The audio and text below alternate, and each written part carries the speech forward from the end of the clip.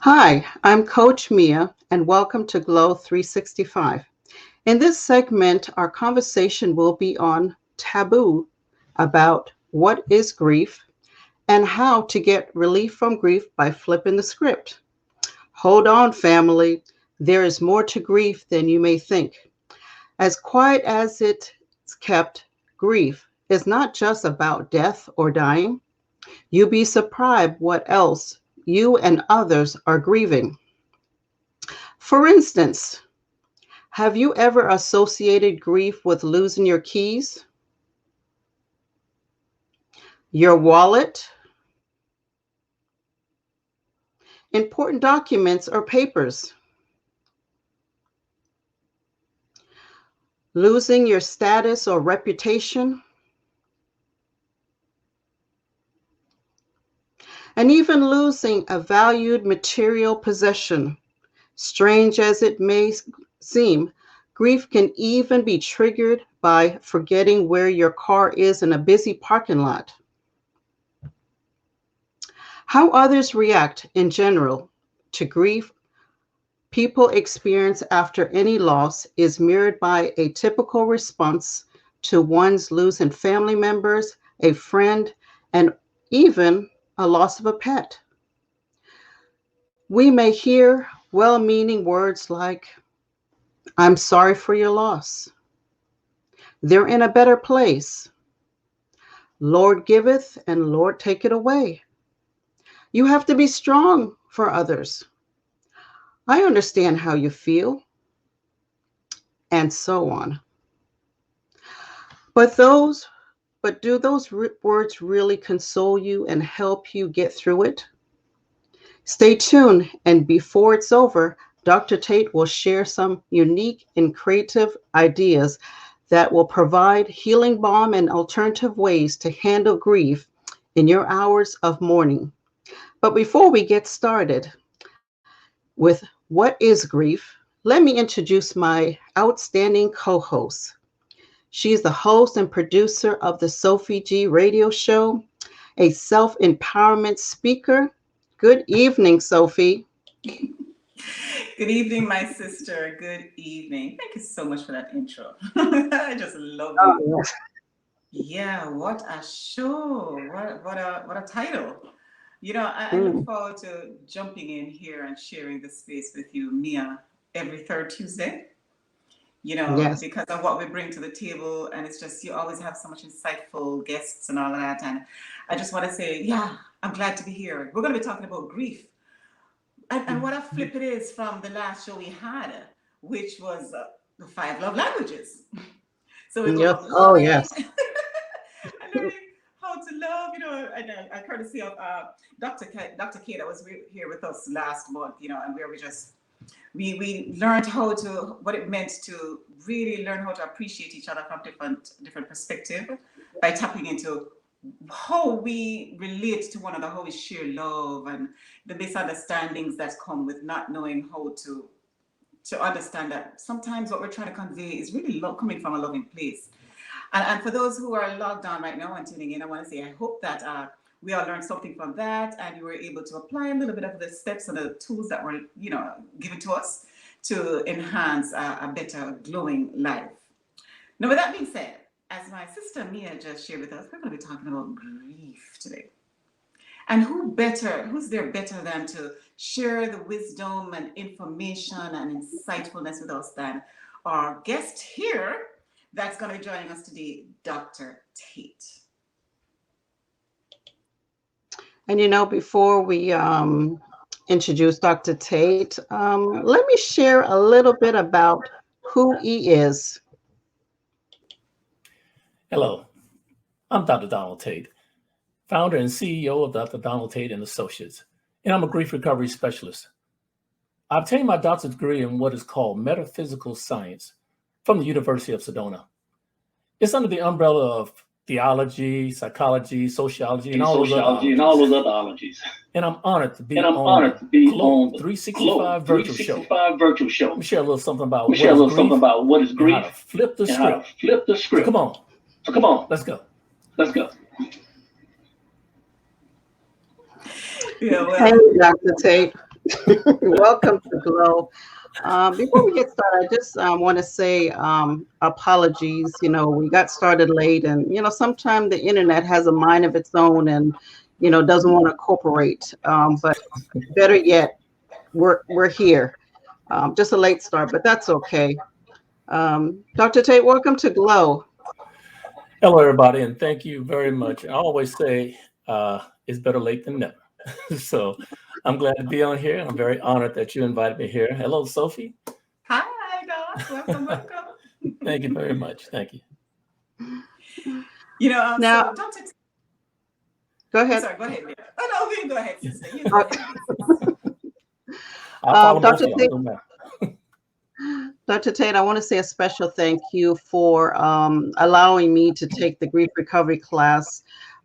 It helped me to learn more about myself, and even after the loss of my twins years ago, my second son, who's one of a twin, and just learning, relationships and stuff you've been through, and that's also a loss too.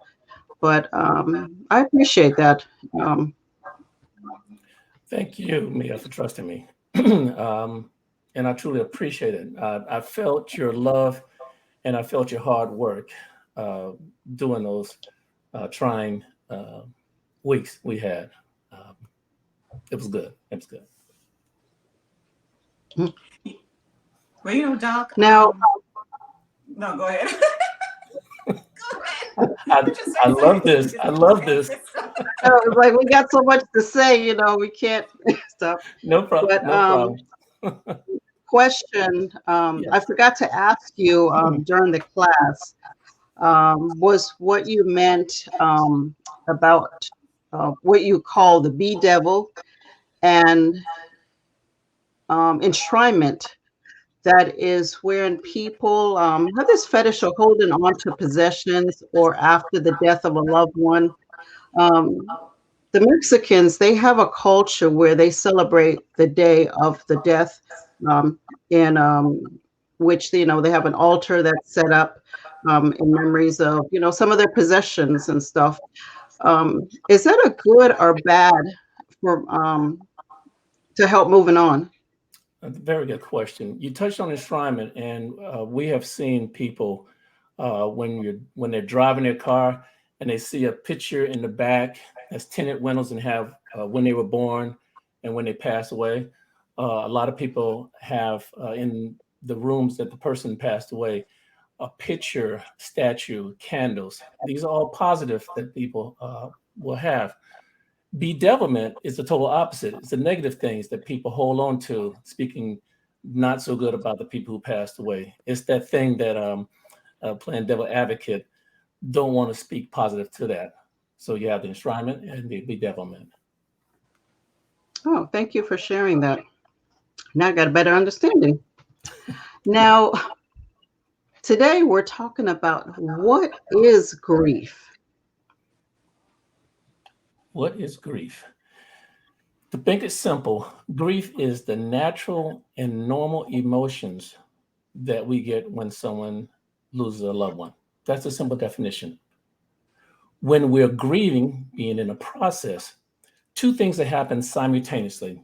One, the natural normal response, and then the analytical aspect of why did she pass? What was the reason? God, tell me what was this? And it bumps head. This is the whole grieving process, the total grieving process.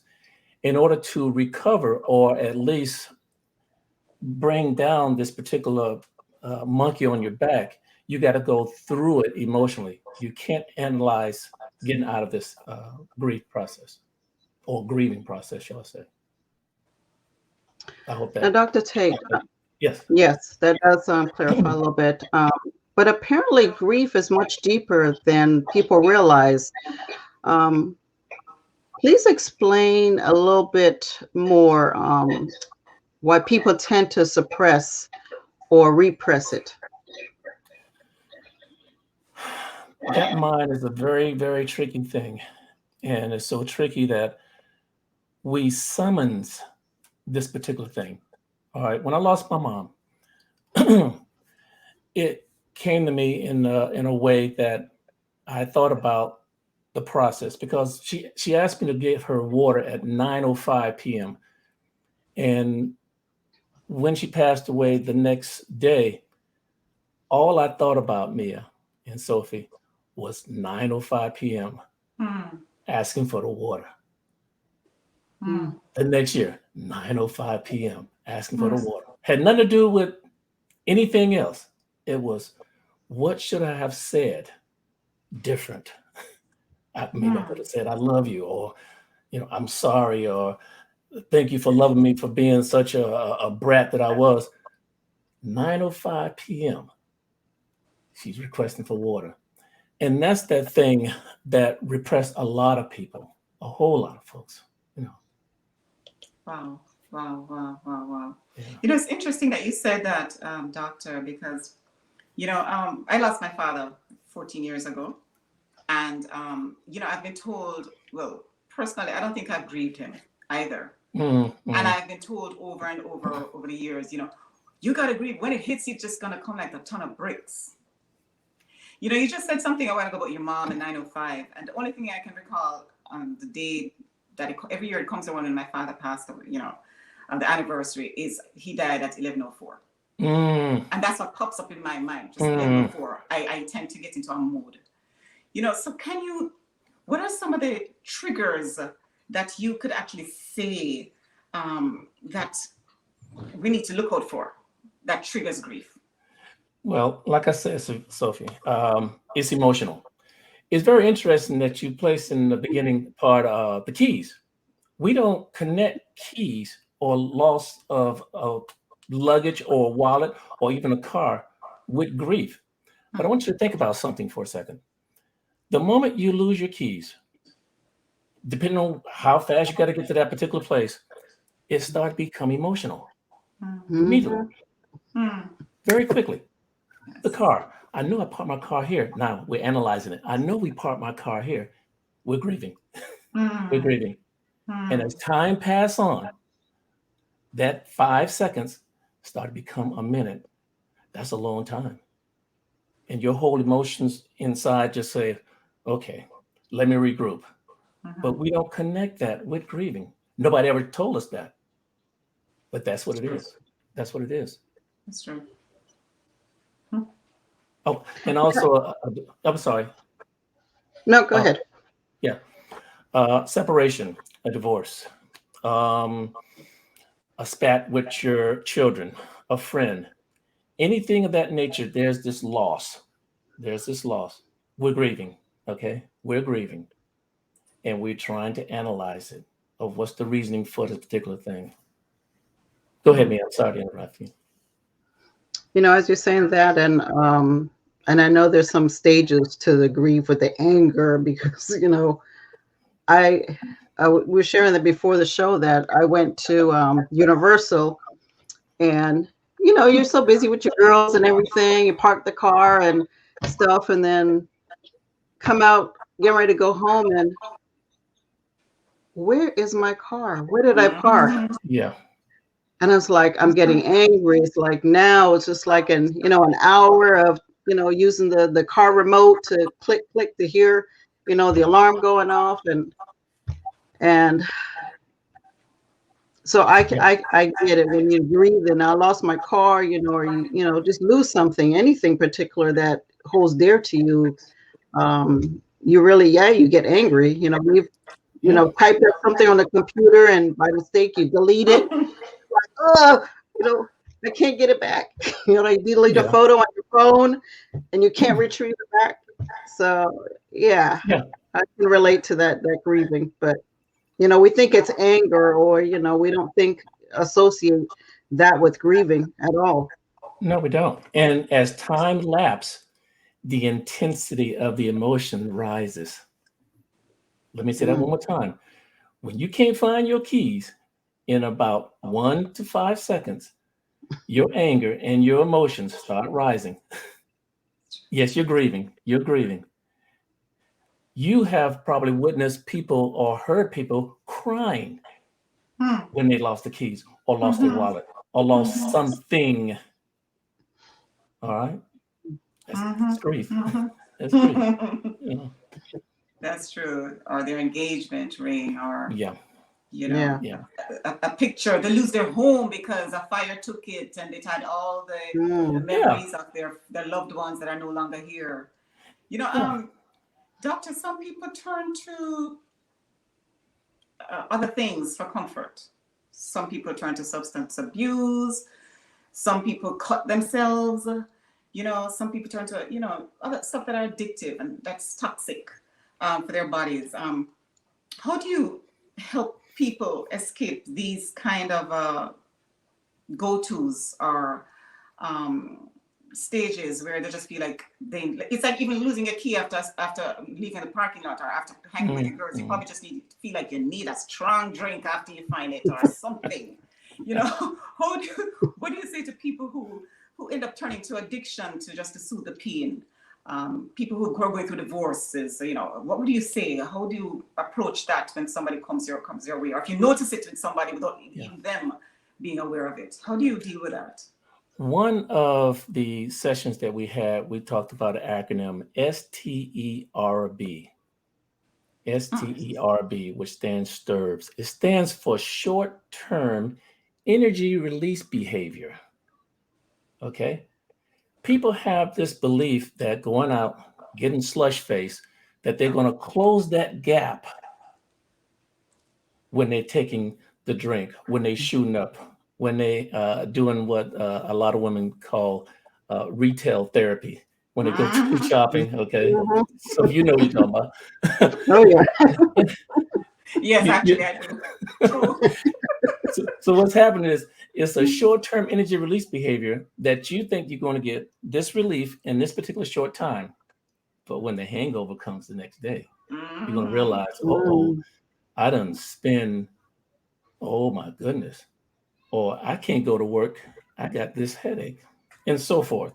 Or you got to pay that bill after Got to pay you. the bill and it's due tomorrow. Yeah. Reality sets in. Oh, big time. Yeah. Oh, big time. So it's called a STERB, you know. STERB. Yes, a STERB.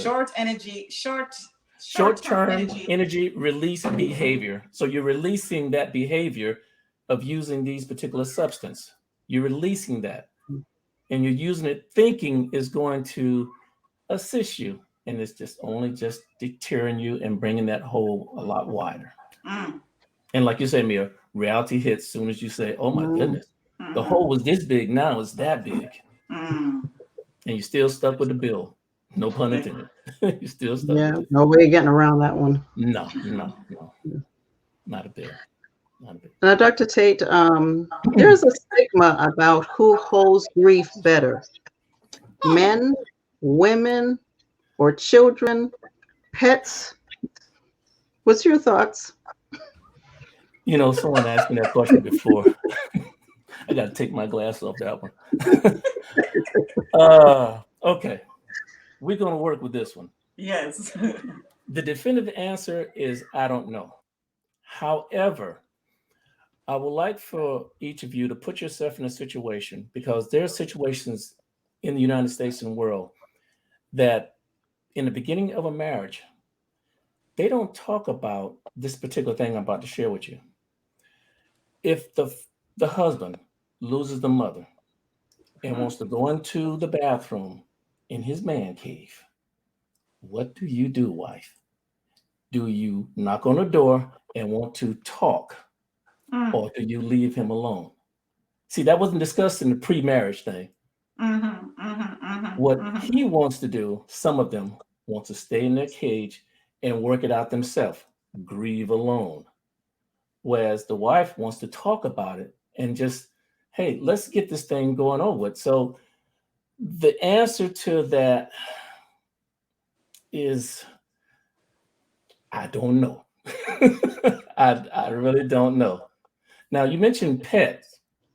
If you notice, and Sophie, you probably have, because you have a pet, that they are very attuned to emotions. They sense when you are sad. Yes. They know. They don't analyze and say, I wonder what's going on with my master. No, they sense that. They will come to you and be there for you emotionally. All right. that's what we need to do in order to recover from this thing called grief. Hmm. Hmm. But, very good question. And I hope one day I will find out the answer of who handles it more, because it's a skill. I I have remember, huh? I remember years ago, I had a dog named Blue, and I wasn't feeling well, and I was laying downstairs on the couch, and he came there and put his little chin, right on the couch Yes. there, just looking at me, and like as to say, "What's wrong, mommy?" Mm-hmm. Mm-hmm. And I'm just like, we talk, we have conversations and Mhm. stuff. And then eventually, I went upstairs to go lay down. He followed like right behind me and Yes. stuff. And later that evening, as I felt better and got up and started moving around, he left. Yeah. And I'm like, no, Mhm. what happened? It's just like he looked back at me like, you're okay now. Now he went to my youngest son. I'm Yeah. just like, okay. Yeah. Yeah. Yeah, yeah, Yeah. I guess that's why there's called support animals. yes, Mhm. yes. And if I'm not mistaken, the pets, necessarily dogs, they comfort the people who are elderly. They there's something Yeah. that happens between that connections, Mm-hmm. and I'm sure it has to do something with emotional. The dog saying, "Let me take care of you emotionally. Mm-hmm. This is how we're going to get through whatever you're going through. We're not Mm-hmm. going to analyze with this no more. We're just going to be here. And when you leave and come back, I'm going to be here waiting for you." That's right. Very, Talking very about powerful. that, Yeah. because it's good because Smokey's like that. Our little dog is Yes. Smokey like that. And before you came on, before we started the show, Doc and Mia, Kat was here with us, and she was talking about how she left her birdie for just a few days. Bird, and his name is Blue as well, and he was there on her shoulder, and he's just kissing her. He would not leave her side at all. So Yeah. he was going through. He knew that she was missing him as well as Yeah. he's missing Hmm. her. So Yes. Yes. they're just adorable, man. Love them Yes. little Yeah. guys. Animals have great sense. I mean, even some dogs and stuff, they can smell like when a person has cancer. There's certain Mhm. cats also know when an elderly person, someone is about to die. Mhm. So that's amazing sense Mhm. to have. They pick up on things like Very that. much so. Yes. Very much so. Very much so. True. Mhm. But Good let me ask you question. something, Dr. Tate. How do we go about flipping the script on grief? How do we flip the script on grief? Mm-hmm. I read an interesting book by Dr. Ruth Baskerville of Finding Humor in Grief. And when I read that, because it was almost like an oxymoron, all right, you grieving, I'm sad. What's funny about grief? And what she did in that book is she picked out certain things that was funny within her and her husband's relationship. And I believe that every relationship one has with somebody, they can choose something that was funny, Mm. that can go connect with other things that was funny, or connect with other things that's funny. And all of a Mm-hmm. sudden, you're going to start laughing at this individual who had you crying with a puddle of tears, a week ago. And people going to wonder, say, "Hey, didn't your father just pass last week?" Yeah, Mm. but the funny stuff that he did overwhelms that. You know, Wow. Mhm. yeah, Interesting. yeah. Once you connect with that, that's actually from the script, because I've never raised with finding something funny when somebody passed away. Yeah. Yeah. Now, many people, they often grieve alone, after a loss and bury their feelings. Can this actually help at such times? Mia, I tell people time and time again, it's cool to visit the past. It's cool to visit the past. It's not cool to stay there. Mm. And when someone is grieving alone, that's not a good thing.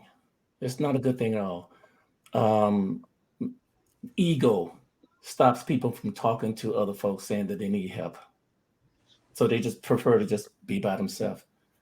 But no, it's not cool to stay there in the mire. It's not.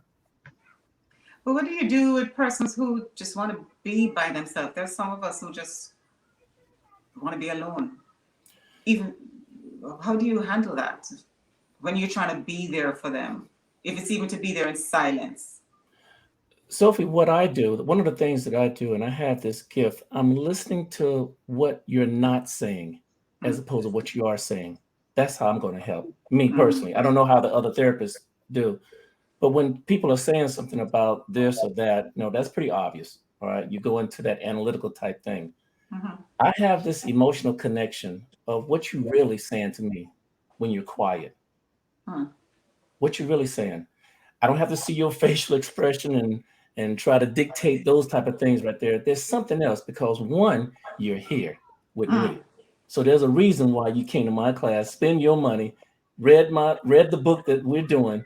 There's a reason for this. And you and I are going to find out that thing. And we're going to get through this together. I like that. I like that. I like that. Now, with many people grieve and dismiss a child or other adults' loss of a pet as simply juvenile behavior. Is that wise? Yeah, people grieve differently. One of the things that I really, really cannot stand and I don't subscribe to is, for example, Sophie, you say you lost your friend? Yeah. 14 years ago? Yes, sir. I lost my mom over 20 some odd years ago. Sorry. For me to tell you I understand how you feel is absurd. The only thing that you and I have in common is we lost a loved one. I don't know your relationship with your father, and you don't know my relationship with my mom. All right. So to dismiss that as juvenile, yes. Yes.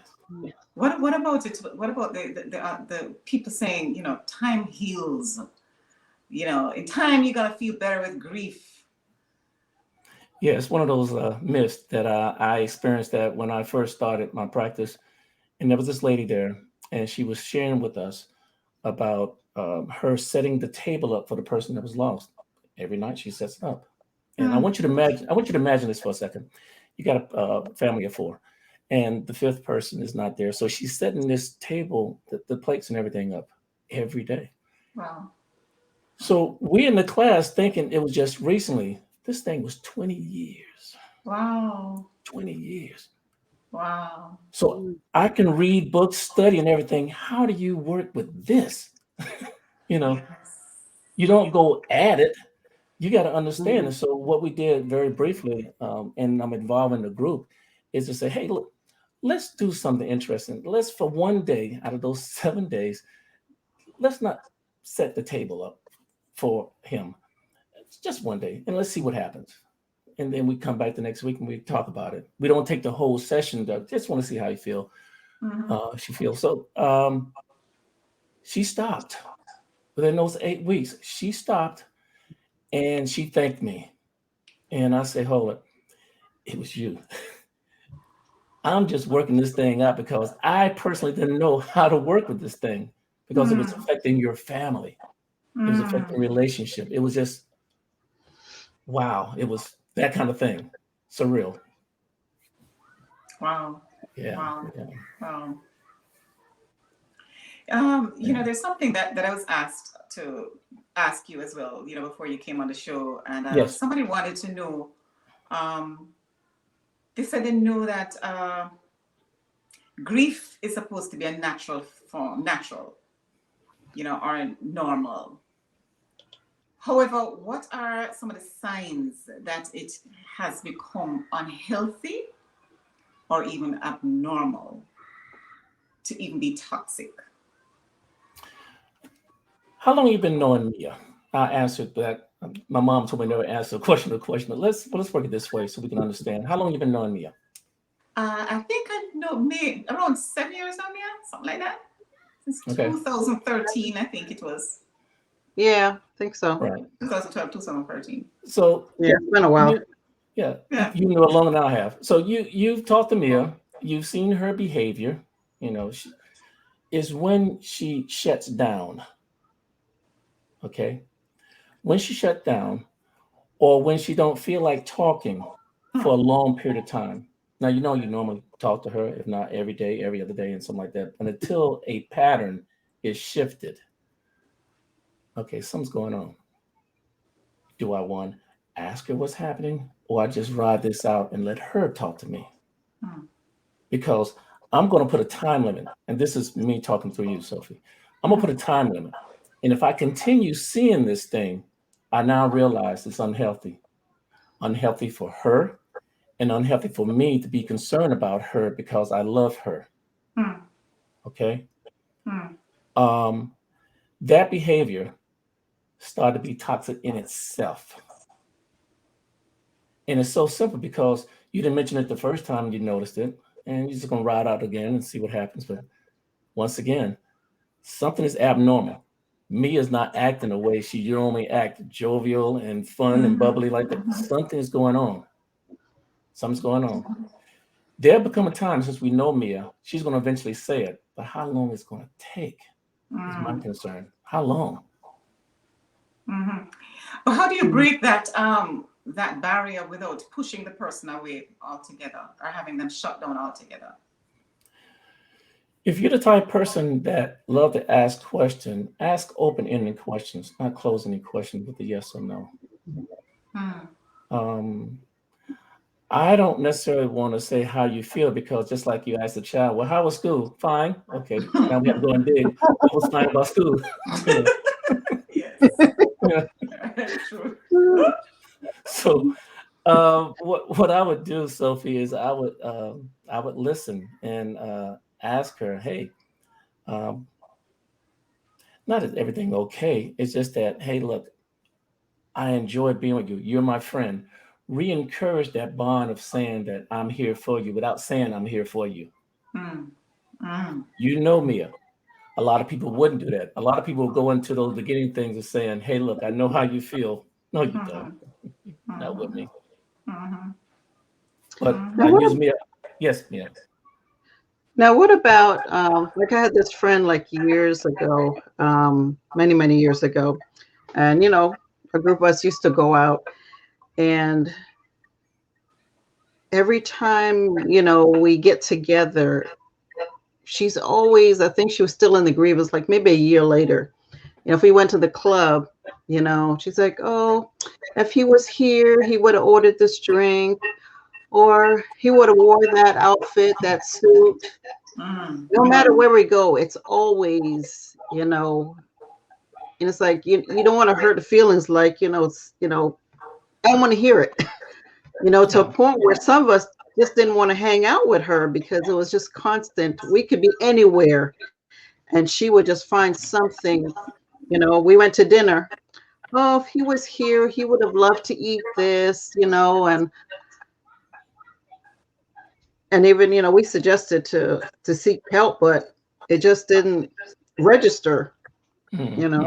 How do you handle someone, that's still grieving a year or 2 years later and still everything they reference the loss of that loved one? Before I got into this particular practice, I experienced that a couple of times, and it is a drag. Oh God, it's a drag. Here I am. I want to dance.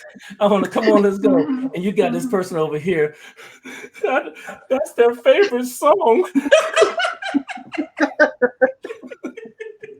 Oh God, now we gotta go cry. Give me the handkerchief, I don't want to drink no more. I got it all. Yes. Oh, Mea, I felt your pain when you said that. And that is the worst thing. I Here couldn't we even are. enjoy my drink. No, I don't want to dance no more. Now you I don't want to dance no more. But once I came over here, I had to use my intellect because my emotions want to cry with them automatically. So I have to figure out, Sophie and Mea, what is that I can say that wouldn't trigger something? And if I was a close friend, or even if I was an enemy still in the crowd, I said, yo, man, you need some help. You need some help. I'm saying it as a friend. I love you. You need help. because every time we go out, brother Mm-hmm. or sister, Mm-hmm. this happens. Mhm.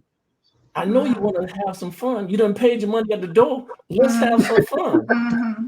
Mm-hmm. You know, Mm-hmm. if not, let me go with you and call Dr. Tate and see if we can arrange a free consultation. Right. You know, and I'll be on the For phone. an We'll do a three-way. intervention. We'll do this thing and see what we can come up with, so you don't have to bum me out again no more. Oh gosh. Mhm. I agree with that. I think sometimes it's important. Sometimes you just gotta be um, brutally Sophie, you just got to put it honest. out. You You got to gotta put just it keep out. it You real. know, you got to. And No, people I don't am care how not much you joking. know. People don't care how much you know. They want to know how much you care. I Yeah. care about you, brother and sister. Let's get some help. Let's call Mm-hmm. this number here and see what's happening. Mm-hmm. That's all. Mm-hmm. That's Mm-hmm. all. 1-800 Dr. Tate. That's it. That's it. Release the grief at gmail.com. Oh, yeah. That's it. Release the grief at gmail.com. Oh, yes. That's another way how to flip the script, Sophie. All right then. Yeah. Oh, And wow. and then let's go dance. No, And, let's and go let's dance. dance. Yeah. Let's call Dr. Yeah. Tate But tomorrow. Tonight we're and, gonna let's dance. I pay your way in. All right. That's one way for real. That's it. That's wild. That's wild. Now, we all know that, friends can be enormous comfort in times of grief. However, what are the signs that someone needs personal help I think one or, of the most, yeah, go ahead. go Or ahead, or an intervention? yeah. I think one of the telltale signs is when when the rubber meets the road, because a person will one day, I know for a fact, will one day get sick and tired of being sick and tired. I know Mm-hmm. that for a fact, because they can fool me, they can fool you, they can't fool themselves. So they're gonna come to that point, and when that point comes, that's when they're gonna call someone. They need someone, Mm-hmm. and the person is there waiting for them. We're just here as therapists to listen. I'm not about your money. I'm here to assist you. Period. This issue move into other areas in your life that you haven't tapped on. You do have options, brothers and sisters. You do have options. Let's go out there and see what they're all about. That's all. That's all. Hmm. Definitely. Fair enough.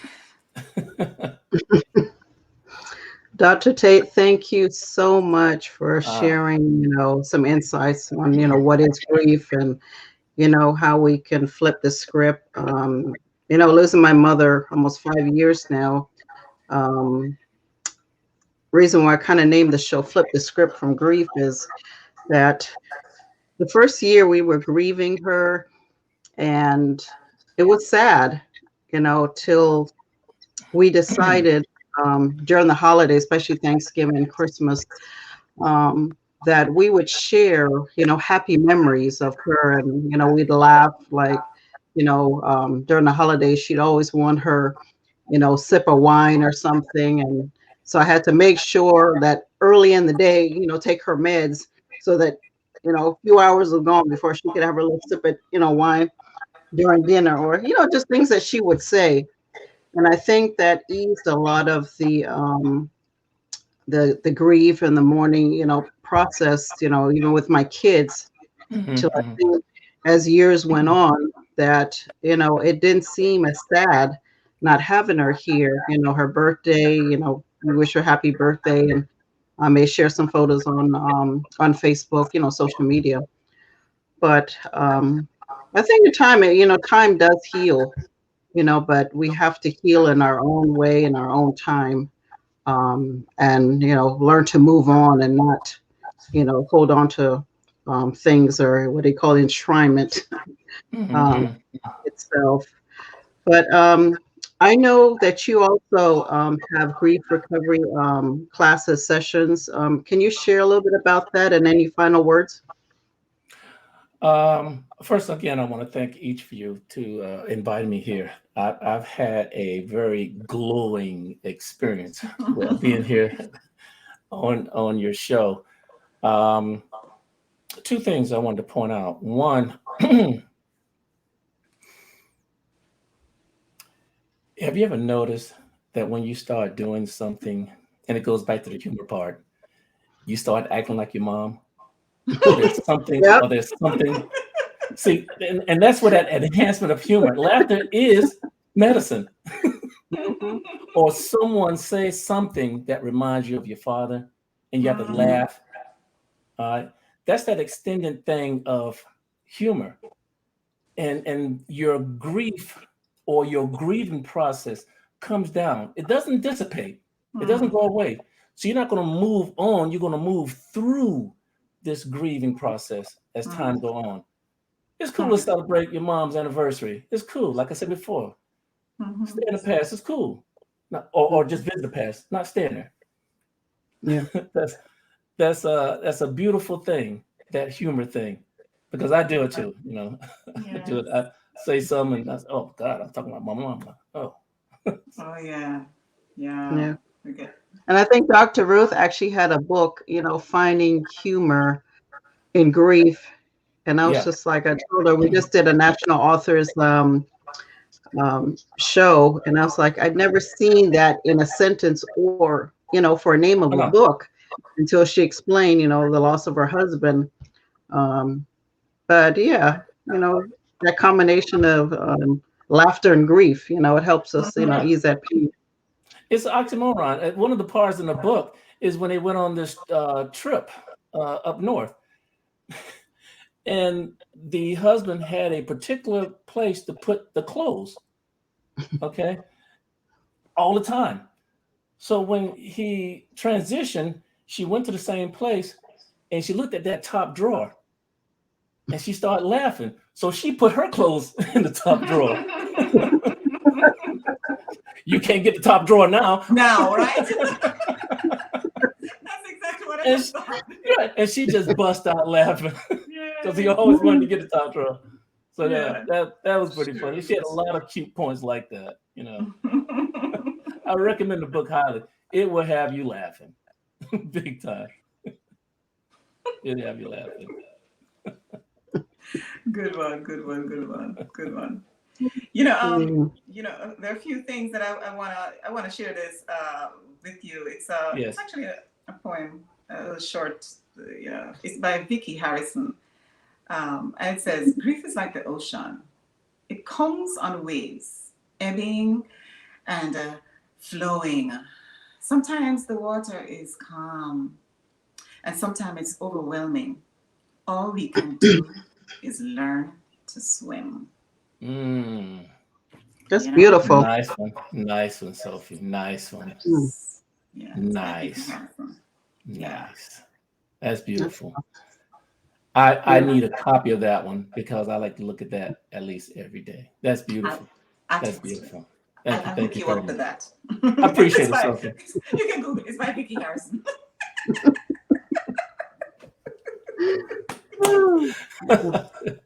I appreciate that. Thank you. Mm.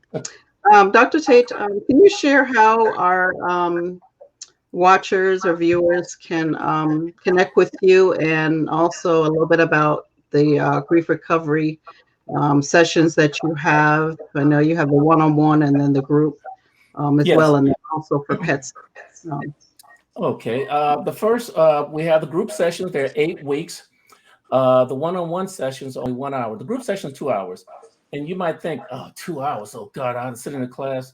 Mia, you're a total witness. 2 hours go just like that. Just like yes. that. And just imagine one-on-one, 1 hour goes like that. The pet sessions are only 6 weeks. Um, and like I said, we get into the whole nitty-gritty about what's happening and what's about to happen. So you can contact me at releasetogrief@gmail.com. Sophie, I seen you smiling when I said it, but I do have the Gmail, releasetogrief@gmail.com. I Or think you can that's call.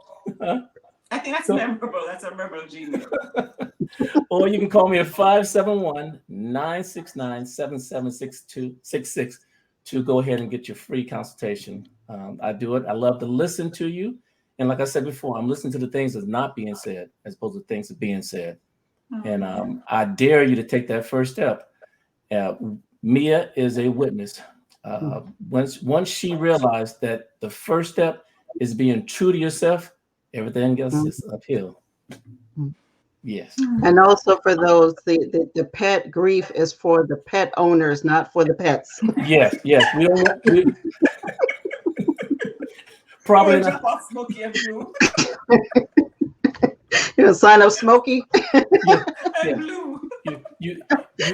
They cannot take your place in sessions. Okay. You have to come. You have to show up. Oh, geez. Wow. Y'all are a blast. I love y'all. Y'all are a blast. I had fun. See, we found humor out of grief. Yes. Part 2. Yes. See, I think the audience was going to think about this morbid type of session. Yeah. No. Our ancestors wouldn't have did all this. They would say, laugh until you die. That's how we're going to do. We're going to laugh. I love that. Yeah.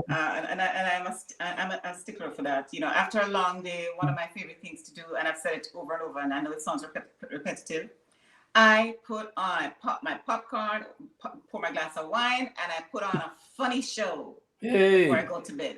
You know, because at the end of it, especially if it's a stressful day, you gotta giggle, man. You gotta tickle your fancy, tickle your funny bone, and just chillax.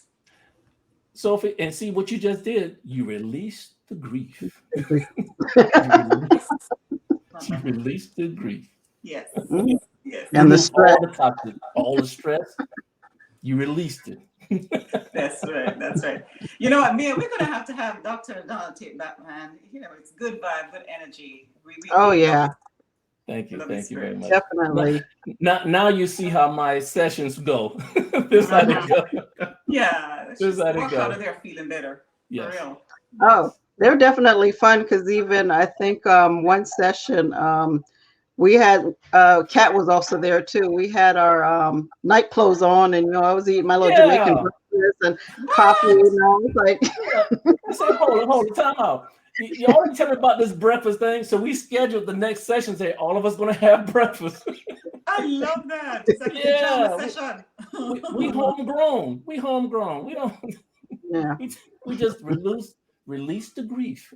That's what we did. Release the grief. Pajama session. Yes. Good, my brother. Thank y'all. Thank you very much for having me again. I'm looking forward to seeing what's really going to happen on G.L.O.W 365 virtual show. Again, thank you so much, Dr. Tate. We've come to the ending of our show. I hate to leave, but But Sophie, can you please summarize, some takeaways and what we learned today with what Dr. Tate has shared, and what's grief and how do we flip the script? Well, I guess for flipping the script, we need to remember that there are certain things we should stay away from doing, like the STIRB. The STIRB, which is broken down as short-term energy, release. What's that? Behavior. Yes. We gotta scratch that because we know after that comes the headache and the hangover of that, immediate fix. And if we're gonna be there for anyone, which we all want to be for our loved ones, is remember that even those who may seem as if they do not want to speak, they want to be left alone, they want to go in their man cave and cry in their own man cave bathroom, or just don't want to talk about it. Sometimes it's best to just be there in silence, as well as it's best to be there without saying that I'm here for you.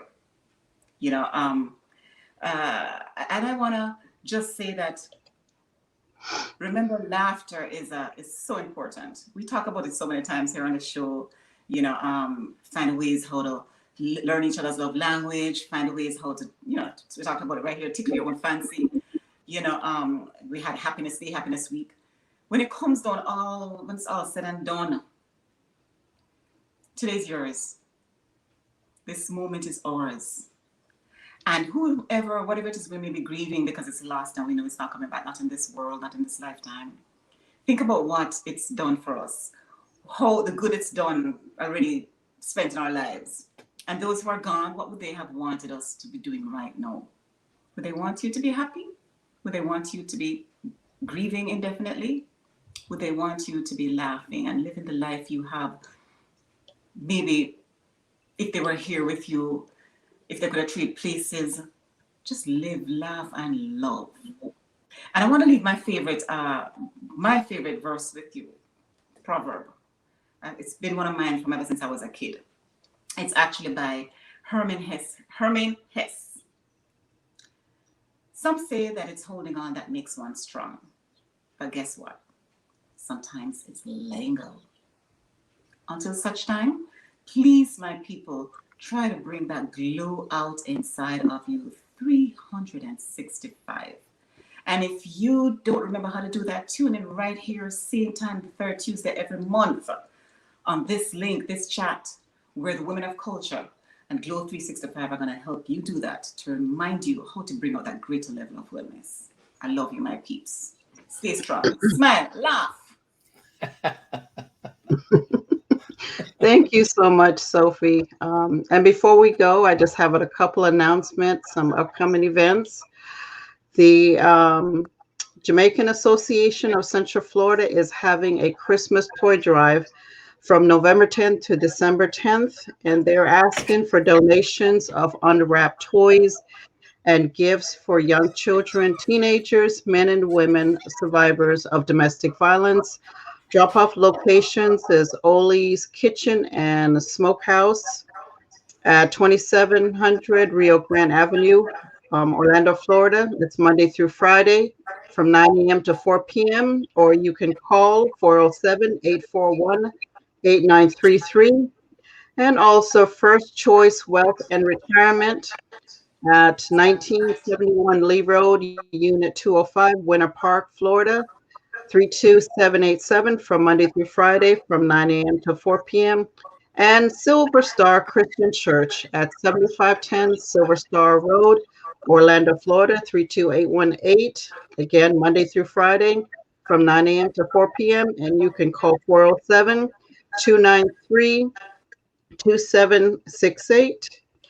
And also our next show that is coming up below, we're having a holiday special, just conversations on our last 11 episodes. And the guests that we've had, what we've learned. And special guests will be Adriana Clark. We'll be probably singing a couple songs. And Catherine Murray Love. We're sharing fondest memories over the years and our cultural holiday tradition, and so much more. And that's going to be on Tuesday, December 16th at 7 p.m. And KO Magazine, we have a special holiday edition featuring recipes from chefs around the world. On the cover is Master Raw Food Chef Guru and Health and Wellness Influencer, Dr. Eris Latham. And just in time, for the holidays, for these recipes. And please visit us on Facebook at these official KO Magazine, Glow 365 Virtual Show, official Men of Culture, official Woman of Culture, and Ribbons of Survivors 365. And on Instagram, we're on there as well. And visit us online at kuomagazine.com. And also visit us on Instagram, like us and subscribe at official KO Magazine and official Women of Culture.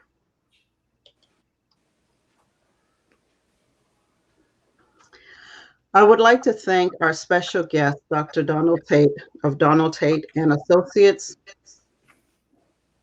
Visit him online at drtateandassociates.com. And many thanks to my co-host, Sophie G., and to our technical director, writing team, Mr. Kujaatele Kweli, and Catherine Murray Love, and Mr. Leonard Bird. And thanks to our show and amazing viewers. Thank you all for tuning in. I am Coach Mea, coming to you from Ocoee, Florida. Until next time, remember, an unappreciated part of healthy grieving is taking care of ourselves, especially the mind, body, and spiritual wellness.